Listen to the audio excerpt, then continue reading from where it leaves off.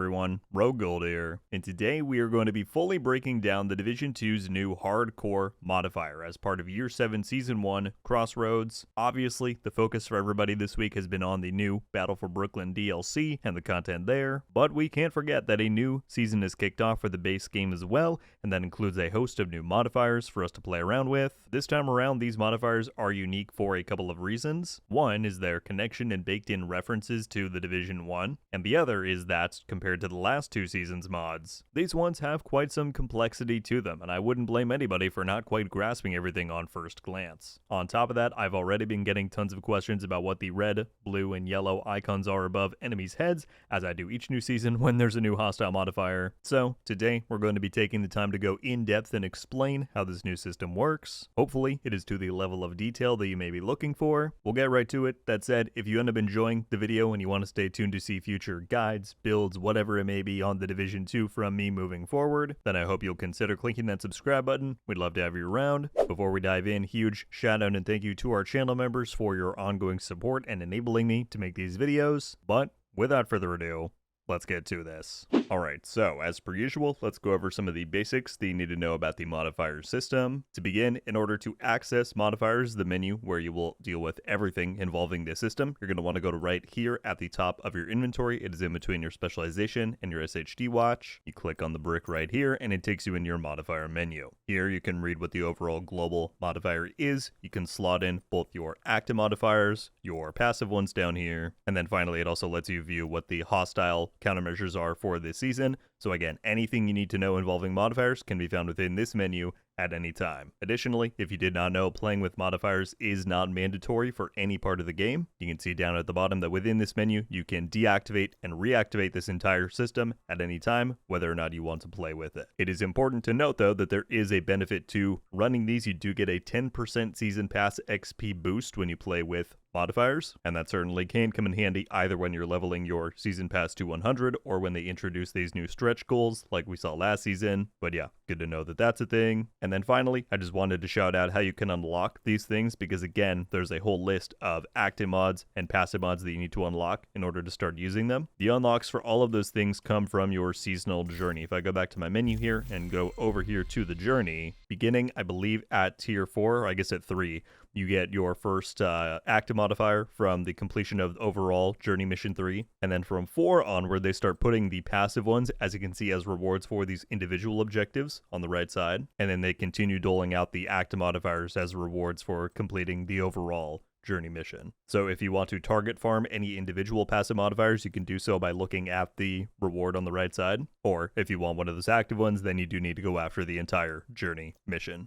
So let us begin by breaking down the global modifier, which this season is called Hardcore. The global modifier is the base functionality for the modifiers that every other component bases itself around. So it's very important to have an understanding of how the global modifier works. The description reads, you receive 3 new attributes: firearms, stamina, and electronics. Each one provides a bonus that scales based on its current tier. At different thresholds, you reach a new tier up to tier 5. So, in essence, this season's modifiers are offering you 3 new passive attributes that you get to spec into. They each offer one set bonus, but the value of that bonus can go up depending on how high in the tiers you're able to invest into that stat. How do you increase those tiers and those bonuses? Well, it says the scores baseline are affected by the cores on your gear, and they can be raised by eliminating enemies marked with hostile countermeasures. So, if we back out here to look at my build, and go to this piece, for example, you'll see that I have a core attribute roll here of weapon damage. Each core attribute on your build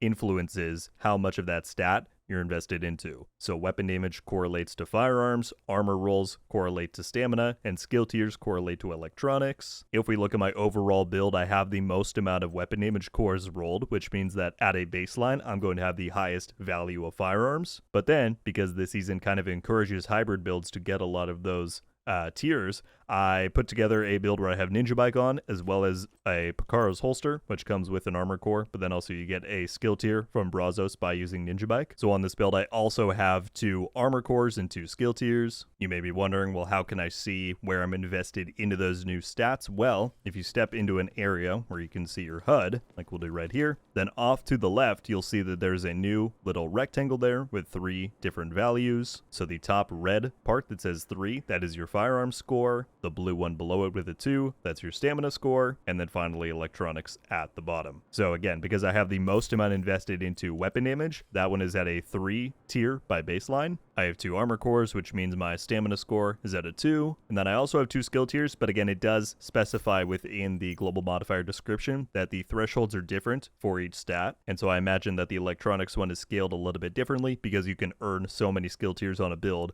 with stuff like Future Perfect or Technician, you know, all of those different sources. So again, all you need to remember is that those numbers to the side of your HUD are your current tiers in those 3 stats. And again, the ceiling is 5. That is the highest tier for these attributes. The next important question though is, what do these attributes actually give you? Why do I want to invest into them? So the way it works, as we said, is that each of these 3 attributes has a base value and bonus that it's going to give you. The only other thing to be aware of is that when you hit tier 5, when you max out any of those attributes, there is an additional little bonus that it grants, but don't worry, we'll cover those. So for firearms, it says gain a critical hit chance bonus that does not count toward the critical hit chance cap. And as you can see below, the bonuses go from 2, 4, 5, 6, and 10%. Those numbers correlate with the tiers. So at tier 1, you would get a bonus 2% crit chance. At tier 2, 4, etc., etc. Because I'm currently at tier 3, as you can see right here, that means that I'm currently getting a 5% crit chance bonus that does not apply towards the crit chance cap. This one is actually the easiest to look at stat-wise because it'll just show up on the thing. You can see that on this build right now, I have 65% crit chance. That is obviously a sight to see, given that the cap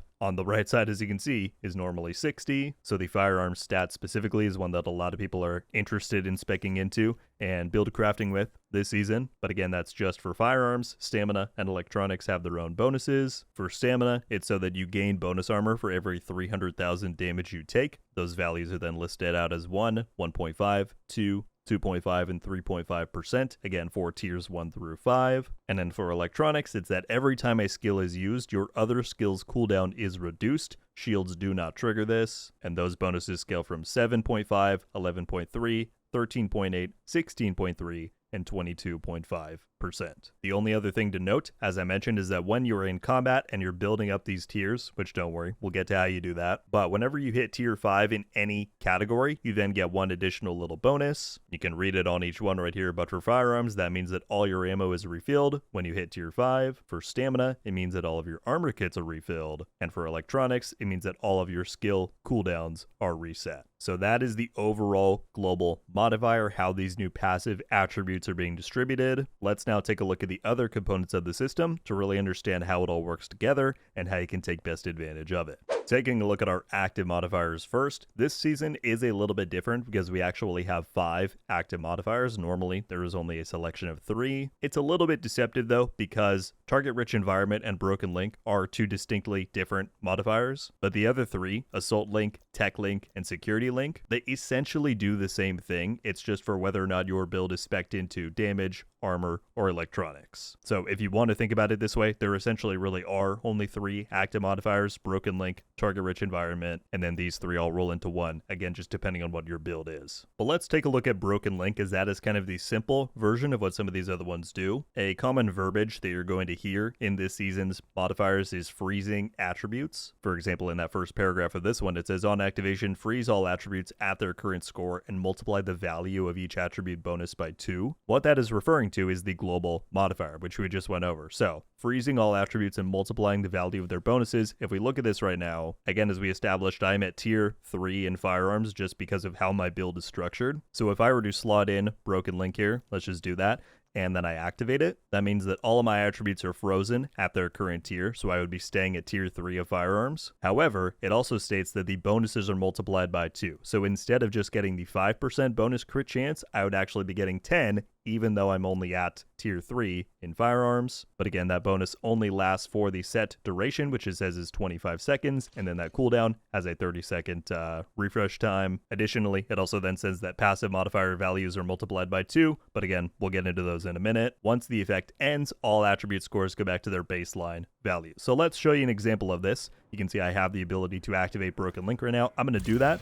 So my attributes are frozen. They gray out there. You can see the duration for the active mod on my HUD. It's that yellow icon. And if I go into my stats right now, you'll see that I have 70% crit chance because it doubled that 5% bonus value. And then once the effect ends in a moment, you'll see it go back down to, I might have to leave the screen and go back.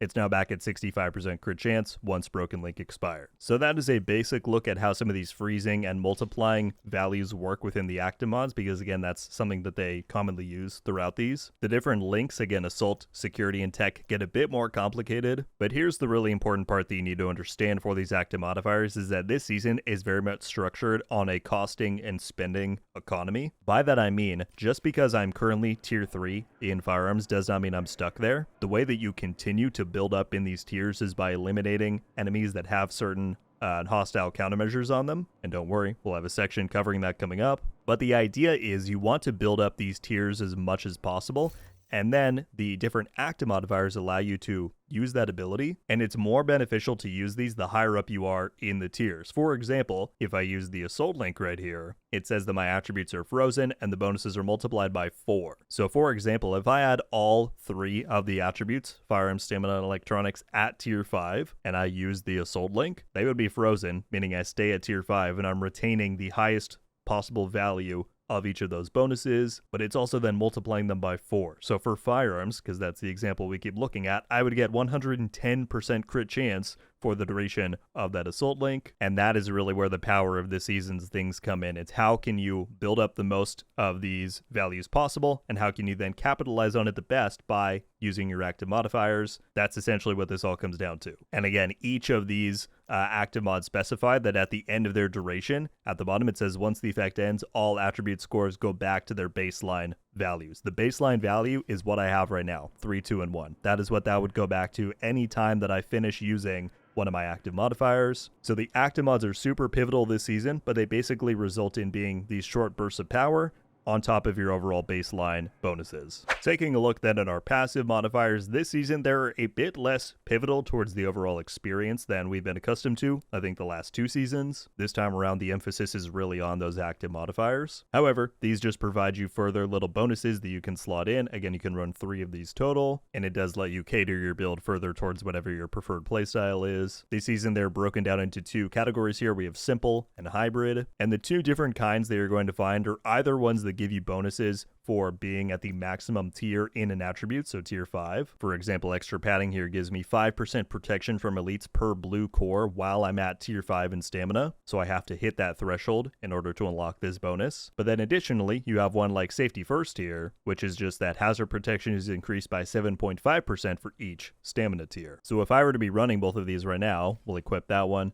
and we will equip extra padding. I'm currently only getting the bonus from safety first because I'm not at tier 5 in stamina. I'm at tier 2, so I'd be getting 15% hazard protection right now from this. That would then scale up if I continue to build up in that tier, but then something like extra padding would only proc once I get to tier 5. They do get pretty creative with these ones though. They have some that are built on having like multiple bonuses spec'd into. For example, the best kind of defense down here is pretty cool. It says while you're at least tier 3 in both firearms and stamina, you gain 2.5% headshot damage for every 100,000 total armor that you have. Or one like multitasker means that while you're at tier 5 in all attributes, you receive 7.5% weapon damage, 85,000 max armor, and 1 skill tier. So again, there's all kinds of bonuses you can unlock with these, some that require you to be tier 5, some that don't. It's all about finding which are the best for you and your desired build. Alright, so the final part to then understand is the hostile modifiers. Now these are actually a bit more integral to the overall system than they have been in the last 2 seasons, so again, I'll do my best to explain those there. But if we go back to look at our modifier menu, as always, you can view hostile modifiers in the same menu. Just click that button, and then they're right here. There are 3 hostile modifiers this season. They each correlate to those same 3 attributes we've been talking about.